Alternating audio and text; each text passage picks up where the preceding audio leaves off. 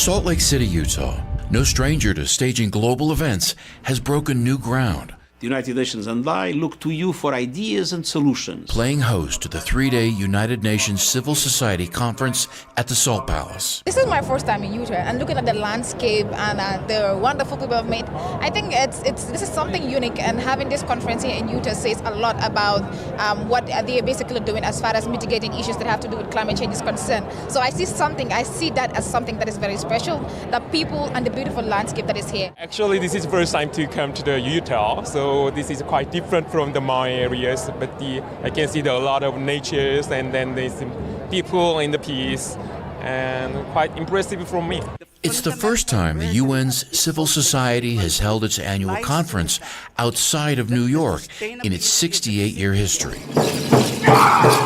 with Salt Lake City, Utah, being selected as a place that embodies the ideals of a civil society, where inclusion, resilience, and sustainable growth are fostered and realized, especially as cities and urban centers continue to grow around the world. So we must plan wisely as we move toward rolling out the future of living in cities and moving away from townships and moving away from villages, and especially from the rural communities. And I'm hoping that the knowledge and what they vision and see within those cities will be attracted then from the rural, that they will go back and talking about agribusiness and sustain those communities they come from.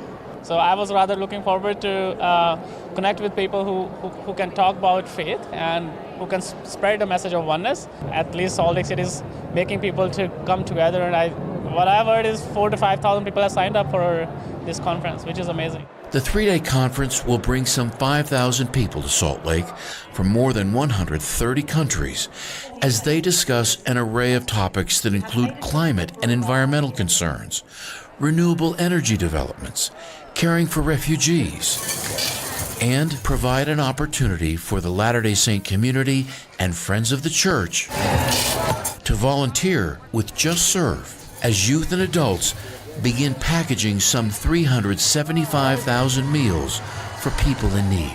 The fact that we can bring people together to work shoulder to shoulder on something that we care about, it's a good example of that. Coverage of the United Nations Civil Society and the Just Serve initiative will continue during the second day of the conference.